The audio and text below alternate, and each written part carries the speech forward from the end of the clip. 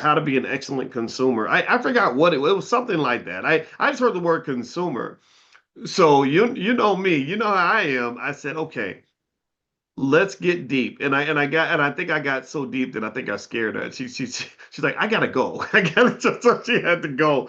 But I mentioned to her, and I wanted to say more of this, and she'll hear more of this over time, of course, when she's ready. I said, well, you got to be really careful about the word consumer. I said, everybody's a consumer for the most part. We all consume something. I said, but Black people, we're hypnotized and trained to be consumers from birth, and they get us to even take pride in how much we consume. And I said, the problem in America is that Americans overconsume because the capitalist engine does not work if you don't have excessive consumption, if you don't have people buying stuff constantly. And I said, so what happens is you have problems with what they call consumer debt, which is the amount of money that consumers borrow so they can keep consuming. I said, so consumption in America becomes an addiction, a financial addiction. And so a lot of people have to go to work every day so they can make enough money to pay for all the things that they're consuming constantly. I said, so it's really a balance. I said, the opposite of a consumer. Let me ask y'all, what's the opposite of a consumer? Put it in the chat. The opposite of a consumer is a what? Somebody tell me. I can't remember. I forget. Lady Emma knows. Kendall says an owner. Okay, I saw producer also. I see investor. All these words matter. All these words can work. I was thinking producer. The opposite of a consumer is a producer. So what I told her is I said, everybody's a consumer. I, I said, but the problem is that if you're 100% consumer and 0% producer, then the economy is not going to work for you. And one of the biggest liabilities that Black people have to overcome, and we have to choose to overcome this liability. Ain't nobody else going to do it for us. Ain't nobody. If y'all were here last night in Powernomics training, we were reading Marcus Garvey's book. Let me tell y'all something. Marcus Garvey was a bad man. Marcus Garvey's book is so it's message to the people. I was reading this book last night. His book is so heavy. I said I can't read this and stream this to YouTube. Like Massa gonna find out about the revolution. The stuff he literally says flat out. He says, "Don't be out here trusting these other people." He's specific about who he names. He uses rhetoric in the book that would be dangerous to use in 2025. I can only imagine what kind of courage it took to say this over 120 years ago. And so anyway, and if you want to join the book club, just text the word greatness to the number 87948. Text greatness to 87948. I'll send you an invitation. But anyway, the point of the matter is that when it comes to figuring these things out, they're not going to tell you these things. They're not going to teach you this in a public school. Why would they do that? The goal of the public school is to prepare you to be a consumer so that it can make the economy rev up. Rich people don't send their children to those schools. They want their children going to Hogwarts where they're going to learn how to be owners and producers and economic gods and financial magicians. They're learning how to invest. They're learning how to own the company. They're learning how to finance the factory. They're not going to the school that's going to show you how to consume all day and then go to work all night so you can consume the following day.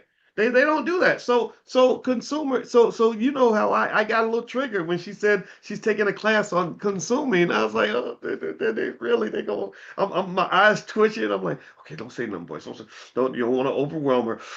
Just hold it in, hold it, and that's how. But I was like, no, no, no, no, no. We can't do that. We can't do that. We can consume. Everybody consumes, but you have to be, if you are more producer than you are consumer, then you win. The economy works out for you. The economy, unfortunately, is a space where one group is taking money and wealth away from another group, and that's just what it is. All right. So anyway, one thing I want to mention really quickly is tonight we start Coin. Coin is where the Certified Options Investing Network. 6 weeks, nothing but stock options from beginning to end, right? So if you want to learn stock options, which I think everyone should learn stock options, I think children should learn stock options. That's what, and because we actually have a workbook for kids on stock options. Literally, nobody else. I don't know anybody else who does this kind of stuff, but I'm pretty. I just same way we train kids to be like professional basketball players when they're little. I want them to be professional wealth builders. So we actually have a little bundle if you want to take a look at it. It's called the Junior Investor Stock Options Pack. So if you have kids that you want and grandkids that you want really ahead of the curve, I'm telling you, you want to do them a favor, explain stock options to them when they're little. So I'll share the link in the comments so you can take a look at that. Also, if you want to join Coin, Chanel's in the chat right now and she can share the link for you to join Coin. So I'll put the link for the kids stock options investor pack in here, so you guys can take a look at it. If you're not in the inside the Zoom, just make sure you get on the text list for this class, and I'll text it out to you as well. Text the word morning to the number 87948. So text morning to 87948. We got to get our kids ready. In fact, I did something on Instagram that I'm hoping you guys will like. I've been having fun with some AI and stuff like that. And so so, as you know, in case you didn't know, yeah, yesterday was kind of a wild day. There's some real heavy political stuff going on. I'm not even going to talk about it because it's that controversial, but there was a shooting, and it wasn't a black person that got shot. Like when you start shooting white women, you're going to have some problems. So this was me watching white people fight on Twitter over why that lady got shot. Like I was like, whoa, wow. It's really interesting how the world reacts when they're like, wait, you're treating me like a black person. You can't treat me like a black person. So if you want to see World War III, for white people, go to Twitter. Don't get me wrong. I know some of y'all are concerned about it. I'm not belittling that. I'm just saying that it's mostly them sort of going back and forth with each other. And it was really an interesting situation because it's like the whole debate is like whether or not the officer felt like his life was in danger because she hit the gas, but she's turning away. So it's like, no, she was trying to get out of the way. So if you're on the left, you believe that she was trying to get away from the officer and he shouldn't have shot her. But if you're on the right, you believe that she was trying to run over the officer, which might justify it. It's up to you to make that decision. But what's fascinating to me is I'm not gonna lie. As a black man, I never even thought I had the privilege to even be in a situation like that where I wasn't going to have a bullet in my chest. Like just the idea of a cop being there and me blocking the cop and hitting the gas, I'd be y'all be at my funeral. So anyway, this is me watching white people and me not laughing. I'm not wasn't It's not funny because it's a death. Me observing their behavior and just watching how the world acts when they go through what we go through, because a lot of us go through this regularly. So anyway, let's move on. Let's get back to the money stuff. Boys, why are you talking about this? I don't know. Anyway, so here's something. I'm gonna play this little video, but it's funny, but it's thought provoking, and I hope that this works. This is little babies talking about money. So here it goes. Hold on. Wait, hold on. Let me do it again. Mama, you working on all these hours and we still ain't own nothing? Mommy, if you don't build it, I gotta start from zero. I can't inherit a paycheck, but I can inherit a plan. Daddy, we building a future or just paying bills forever? Mama, the corporate plantation don't leave me no legacy. Don't leave me memories only, leave me assets too. So this is me imagining, like, what if our kids could talk to us? Like, what if they were able to really tell us, like, hey, look, like what you do or don't do, that's going to affect my life. Like that little baby, one day he's going to be somebody's daddy. She's going to be somebody's mother, and they're going to have to figure it out the way we're figuring it out. And a lot of us have to figure things out in a very difficult way because nobody ever thought about us. Nobody made a plan. Nobody even thought to say, well, why don't we get some assets for the baby? We can feed the baby food, but we should also feed the baby economic food because that's going to be important for that child. And so it's meant to be kind of funny, but also hopefully a little thought provoking in the sense that I think for all of us, if we were able to just imagine, like, what are our kids really going to need? Like if you have a little 3-year-old, imagine that 3-year-old as a 35-year-old. And I want you to imagine, like, what's going to matter to them when they're 35? What are they going to remember any of the toys I bought for them when they were 6? Probably not. I mean, they that's not going to make a difference. Is it, are they going to, what's the best way I can help them? What's going to matter for them? Right? Okay, well, he'll probably be a father and he'll be figuring out how to pay bills, and he may have a job that he hates. My grandmother helped me a lot when she told me one simple thing. She said, Coco, you never want to have a job. She said, if you ever want to go through hell, put yourself in a job that you hate for 30 years. And she said that with a type of pain that shows me that she knew from experience. She worked at the Census Bureau. And that's something I passed down. I said that to the baby. I said, don't put yourself in a situation where you got to spend the majority of your life doing something that you hate. That is a recipe for mental illness. That is a formula for anxiety, depression, all these mental health issues. They think come out of nowhere. No, they come from somewhere.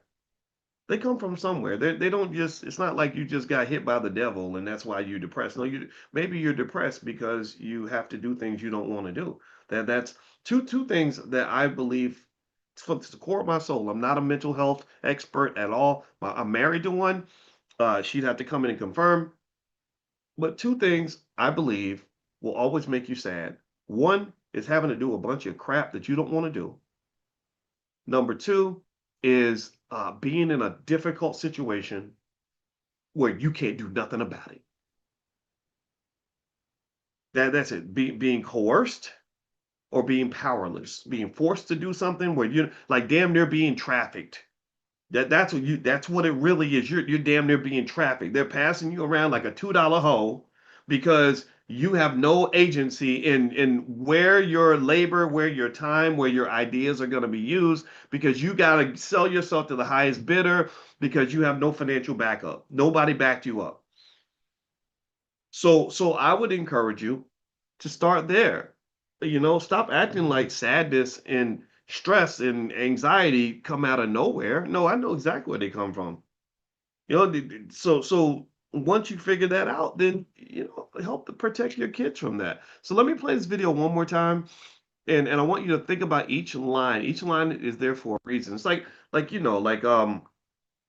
figure if Hollywood got an agenda, we can have an agenda too. So so our agenda, you'll know what our agenda is. It's in plain sight. It's black wealth. I want our people to be the number one wealth creators on the entire planet. I've got the qualifications to get us there, and a lot of you will have those qualifications too because we're not playing. We're not here to survive and to hell with equality. I don't do all that stuff. We ain't trying to be equal. We're trying to win. So play this again. This is how our kids are going to win by asking these questions early because in the world of wealth, time is sacred. Time is your weapon. Time is your asset. You don't wasting money is a crime. Wasting time is the ultimate sin. That's where the wealth gets drained. It's not the wasting of the money that gets us, it's the wasting of the time. The baby has time. He's in a high chair right now. You got 25 years to build his wealth. I've shown you the math. You invest the same amount of money for the baby that you put into the car note and that you paying on the cell phone, then the baby will have so much money that he ain't got to work for nobody.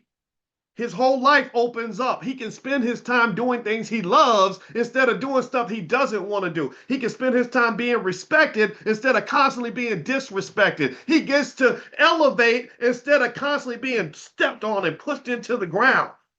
Every time the situation calls for us to stand up, somebody's standing over you telling you to sit your black ass down because you ain't even got no assets, you ain't got no power, you ain't got no community. Nobody cared enough about you to even get you ready for this fight. So you need to sit your weak ass down because you ain't nothing but a child. That's how they treat a black man who ain't got nothing in his pocket. That's how they do a black woman when she's struggling financially. That's how they do people that ain't got no family that really cares enough about them to make a battle plan. So I'm not playing with you when I tell you that this is a serious game. This is serious. This ain't even, it's so serious that I can't even call it a game. But it is a game. It's just a deadly game. The baby's in the high chair. And I'm speaking for the babies. I'm putting words in the little baby's mouth using the AI, trying to kind of be funny because I want to keep it relatable and I don't want to sound like I'm trying to be preachy, but shit, man, this is serious. So I want you to watch this with me and I want you to think carefully about each line. I'm gonna pause on each line. And I want you to think about like what does that mean? What's really being said here? What's happening here? What are we doing? How are we abusing the kids when we don't make a financial plan? Let's play the first clip. Here we go. Mama, you working all these hours and we still ain't own nothing? So what's the baby saying? He's saying you putting all this labor out here, you busting your ass, you working harder than everybody else, and we're making no progress. We are literally on a freaking treadmill. You done ran 8 marathons on a treadmill, acting like you making progress.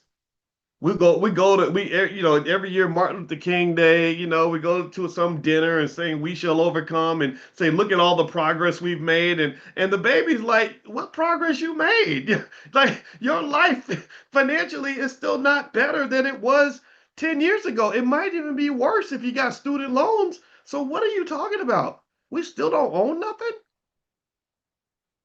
You're playing basketball and you don't even know that you only score points if you put the ball in the net. You thought you scored points by going to the bathroom. No, you don't get in basketball, you don't get points for peeing. You don't get points for looking at the cheerleaders. You don't get points for doing your fingernails or doing jumping jacks. You get points if you put the ball in the basket. So in the game of wealth, you get points for ownership. You do not get points for bachelor's degrees. You do not get points for getting fancy jobs at the corporation. You do not get points for driving the nicest Mercedes in the neighborhood. You get points for ownership because ownership is power, ownership is cool. So the baby's basically saying, you've been busting your ass. You played 10 games of basketball and you are sweaty, you are tired, you use all your energy, and you still ain't got no points. How the hell have you been playing basketball 8 hours and you have 0 points? But your opponent has scored 300 points on you. That's what I'm seeing when I play this. Let's go to the next one. Mommy, if you don't build it, I gotta start from zero. Yes. Nomalanga Mushali Moses from Botswana once asked me a question. She said, I don't understand. She lives in Botswana. Her family's very wealthy. And she said, how in the world do African Americans think they can build wealth when they start from zero every generation? When they really, she said, it doesn't make any sense. It's not logical to think that you can start over every single generation and actually build anything. So you're trying to build in a 10, 20-year period what some families have been building for 100 years. That does not work. It's a relay. Wealth is not a solo race. Wealth is a relay race. You run as hard as you can, you pass the baton, you make sure that the team is in a better position than you were when you got the baton. That's what the baby's saying. He's saying, like, look, if you don't build nothing, if you don't get the party started for me, then I got to start all over. And I'm gonna have to start in the year 2050 when your ass could have been working, you could have been doing something in 2025. You ain't do nothing. Now I gotta start over in 2050. In 2050, the house you could have bought for 400,000 now costs 2.6 million. Right? The stock market that where you could have bought the Apple stock for $200, now the Apple stock is $2,000. Now I'm trying to get into the on-ramp of wealth, and I gotta not just overcome all the limitations that come from being black. I gotta overcome all the limitations that come from capitalist pimping in America. But I gotta overcome the limitations of the fact that I didn't have parents that even thought about my future. They only thought about their present. That's what I'm seeing when I see this. Next. I can't inherit a paycheck, but I can inherit a plan. I can't inherit a paycheck. I mean, that's straightforward. A paycheck is designed to just give you enough money so you can consume stuff and buy enough food to have enough energy to be able to go back to work. That's money to buy your work clothes so you'll be a better employee. Paychecks are not wealth. Paychecks are that's a stipend. That's survival money. That's what that is. And kids can't inherit a paycheck. I don't care how many years you put into that job. You can't pass that job to your children. You can put in a good word for them at the foreplant, but you can't give him any. You can't guarantee anything. Let's keep going. Daddy, we building a future or just paying bills forever? What that talks about is the difference between instant gratification, delayed gratification, short-term thinking, long-term thinking, financial consciousness versus unconsciousness. So a lack of consciousness is where you're stuck in the moment. You're not planning for the next generation. You're planning for Saturday night. You're not thinking long term. You're not thinking 20 years down the line. You're thinking about how you're going to get the bills paid. And what happens is that, unfortunately, the capitalist rut is designed to make sure that you keep your consciousness low so that you are simply focused on going to work every day, paying your bills so you can survive through the next month. That's a very, excuse me, people think the stock market's risky. Ain't nothing riskier than living paycheck to paycheck. That's incredibly risky. Somebody takes that job, you're fried. You're done. You get sick. Some people don't know would not be able to overcome that. So basically, what he's saying is, okay, I get it. You have to solve the short term problem, and that's important, right? We know paying bills matters. You got to pay bills, and we've talked about this.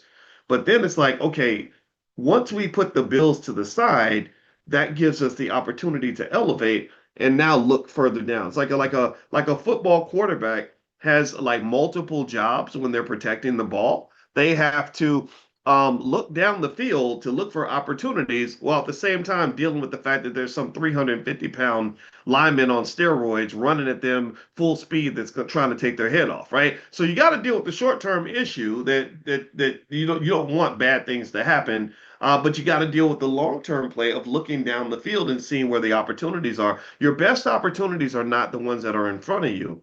The best opportunities are the ones that are further down the field. So the more you can practice thinking in terms of 2035 versus 2025, 10 years down the line as opposed to 10 days down the line, long-term thinking is the key to wealth. Jeff Bezos, one of the richest men on the planet, when they asked him, they said, "Well, what are some things? What are some secrets? What's your secret for Amazon?" And one of the things he said was, he said, "Well, if you think further down the line, then you're going to be more prepared. You're going to be able to take advantage of opportunities that others aren't even thinking about." Because everybody wants to go after the hot new thing that's big this year.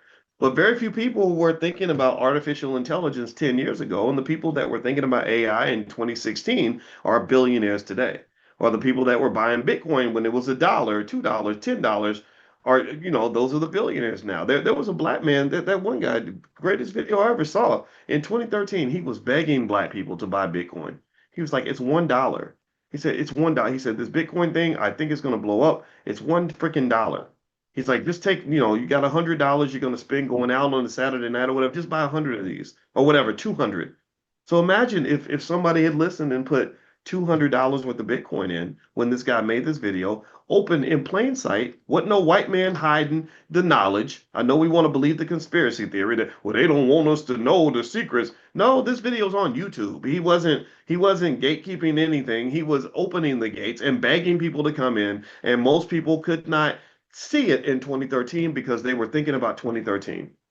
Very few people in 2013 were thinking about 2025. Tell me if you agree with me. Tell me if you understand where I'm coming from. Tell me if you get that. Think about this. Go back to 2013. How many of you in 2013 were really, really thinking hard about 2025, 2026, 2024, 2021? No, nobody was doing that. He was though. He was. It's like, no, no, this thing, I don't know what's gonna happen exactly, but I think this thing's gonna be big.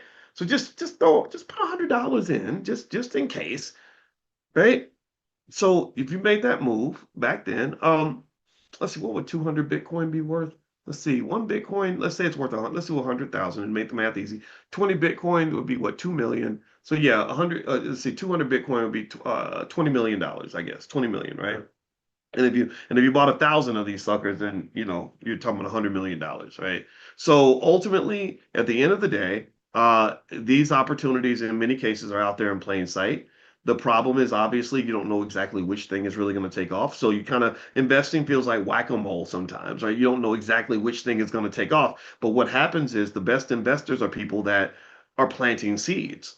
They're planting lots of seeds and they're like, ooh, this might take off. Let me put a little bit over there. This might take off. Let me put a little bit over there. This might take off. Let me get a little bit over there. Right. And then something pops up. Then an Nvidia sprouts out. I bought Nvidia and didn't even think about it. I forgot I owned Nvidia. I bought it because our son was like, hey, Boyce, you should buy stock in Nvidia. I'm like, what do they do? They make the chips for my video games. Okay.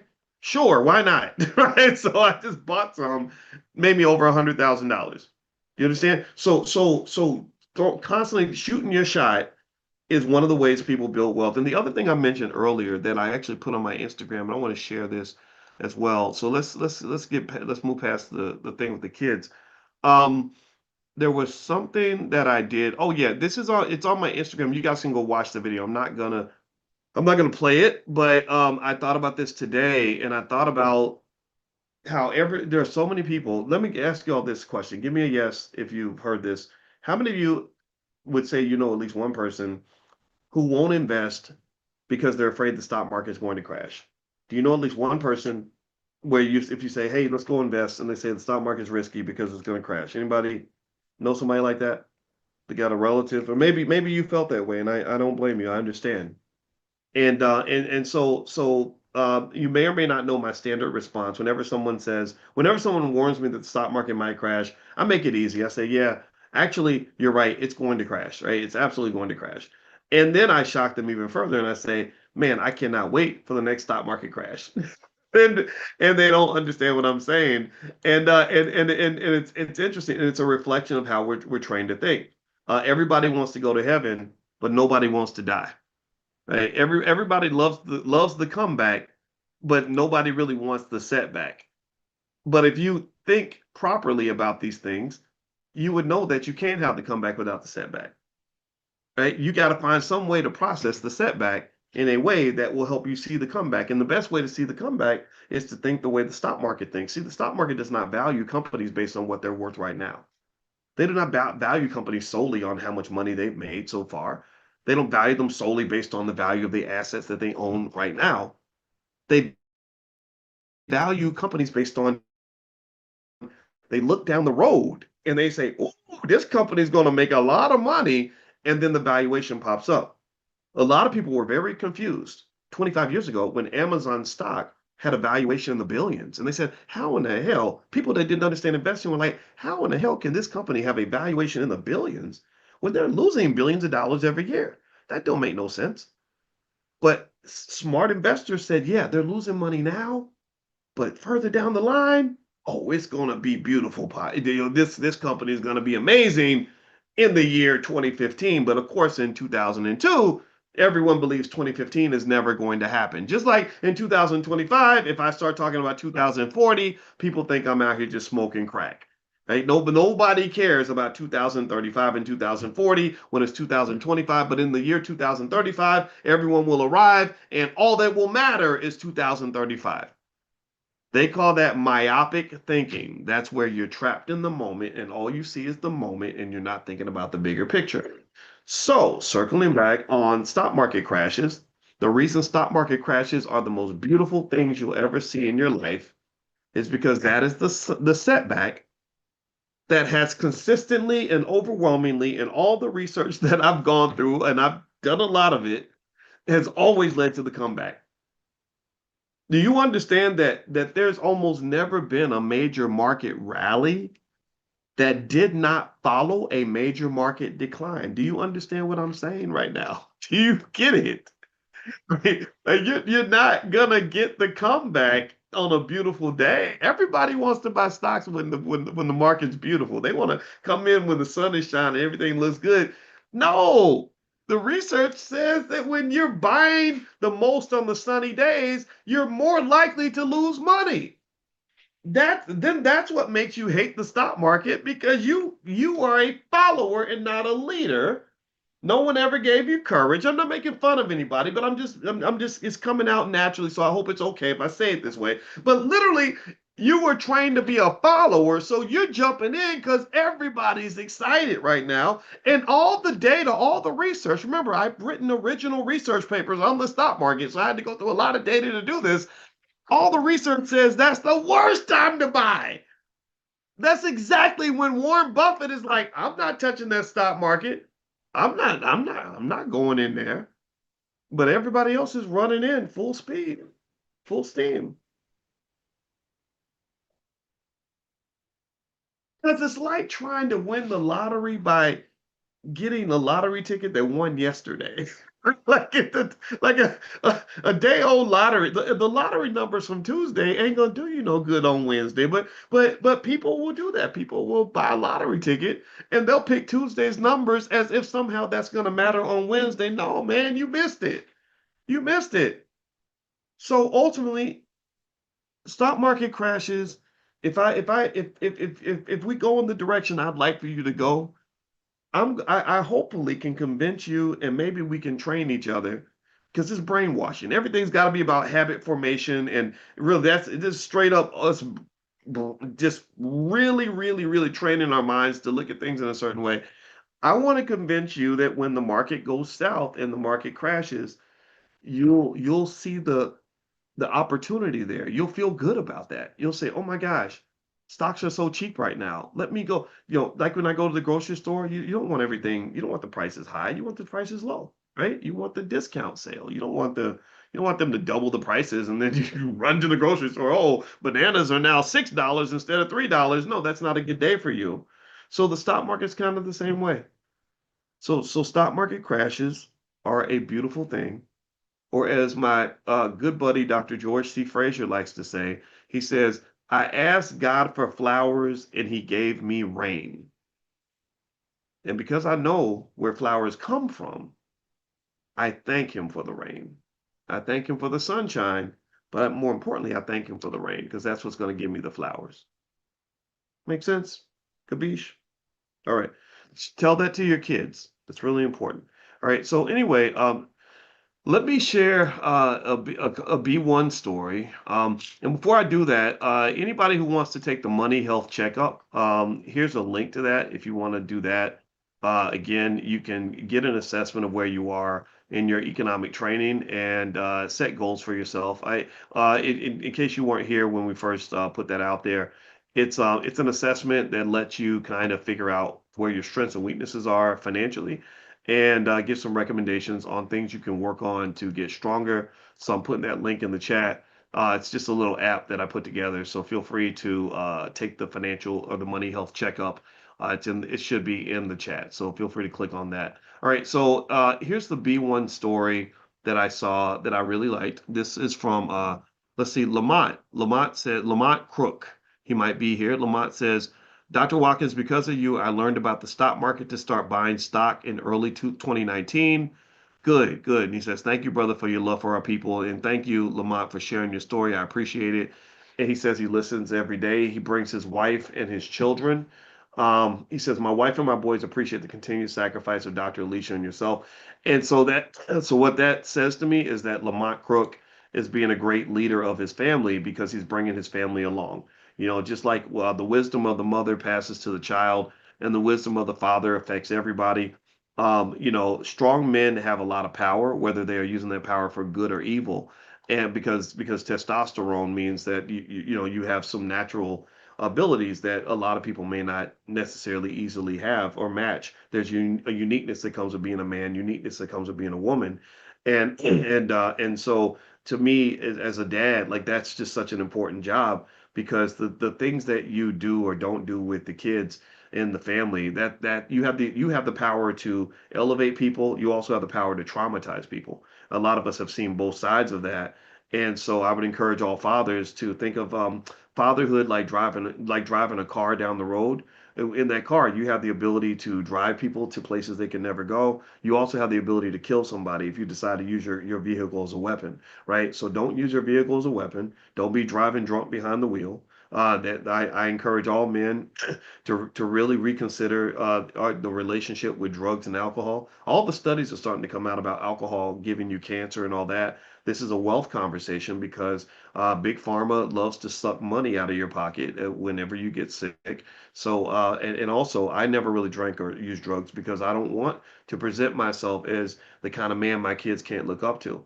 The greatest measuring stick, actually, when I talk to our girls, the greatest measuring stick of me doing my job as a dad is I just ask them, or better yet, how can I say? I don't ask them this directly, but I kind of get an assessment of this.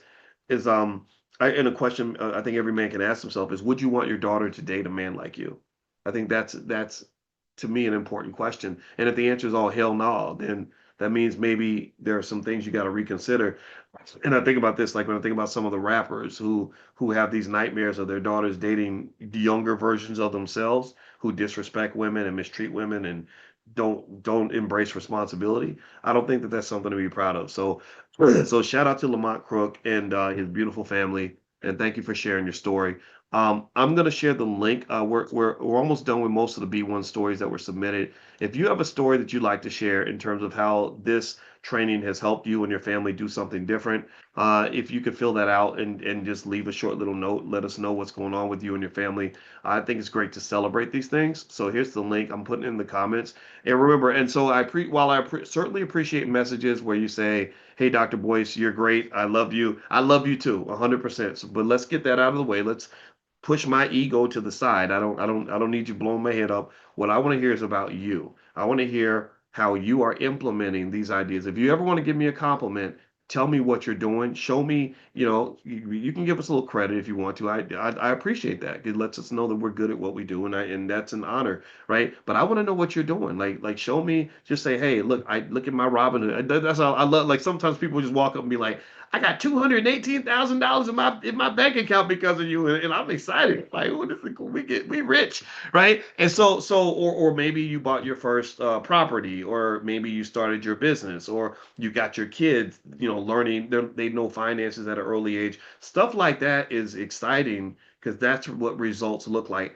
I believe as a community, we got to be strategy oriented. We have to be results oriented. We can't just get emotional and mad and sad because white people tricked it at us again. If they trick you one time, that's on them. But they tricking you two, three, four, five, six, seven times, then that's on us, right? Does that make sense? Do you agree with that, right? If our kids are not prepared, that's on us. If we're constantly falling for the banana in the tailpipe, then that's on us. So I want solutions, man. I want results. I want implementation. I want cultural change. I want strategy. And habit formation is the key. That is the key. That is the key. I used to think exposure to knowledge was the key. That ain't really the key. That's the easy part. Exposure to the knowledge. Come on now. Like you really did white people hide financial literacy in a vault where you couldn't go buy Rich Dad Poor Dad, or like they no, they never did that to you. They never did that. But what would happen is you would voluntarily submit yourself to a way of learning in which you would be steered away from some of these ideas that are going to really benefit you. And because we're tempted to sort of do what we're told, and this is why I love Marcus Garvey, because Marcus Garvey straight up said over 100 years ago, he said, "Don't be trusting those people. Don't be letting those people educate your kids." Malcolm X said, "Only a fool will let his enemy educate his children." So there's a reason why they don't teach you about Malcolm X in school very much. There's a reason why they don't teach you about Marcus Garvey in school very much. But that doesn't mean your kids can't learn about Marcus Garvey because you're the teacher. You're the boss of this, not somebody else. So these messages have been around for a very long time. I'm not the first guy to say any of this. I'm just the latest. Right, Dr. Amos Wilson, Latasha, thank you for sharing that name. There's so many names. There's too many names to even mention. But really, these are the people that I think paying homage to will benefit us as a community. All right, so the link is in there. Feel free to share your B1 story. Let us know what you're up to. Let us know what you're doing. All right. So before we head out, let me quickly mention that today we start stock options class in coin. Chanel has the link in the chat. So feel free to grab that link. It'll give you a discount. This is Certified Options Investing Network. drboycecoin.com is the URL if you want to get more information. drboycecoin.com. And we have the Stock Options Summit this weekend. I'll text out a link and invite you to the summit. It's digital. You can do it from anywhere in the world, and so for 2 days straight, we just do nothing but stock options. I'll be in Tulsa at the time, actually, but I'm all revved up and ready to go. So make sure you get on the text list to get invited to our Money in the Morning class. We meet every morning, 7 days a week, because you are what you do repeatedly. So this is financial training camp every single day, and it's free for anybody that wants to come. Bring your family members, bring your friends, bring whoever you want, and I'll see you all tomorrow. So if you want to get on the text list to be notified, text the word morning to the number 87948. So text morning to 87948. I'll send you an invitation. Thank you guys for listening to me. I appreciate you very much. Thank you, Chanel, who's on our team. Thank you for all the help that you provide as well. And God bless you guys, and I'll see you soon. Take care.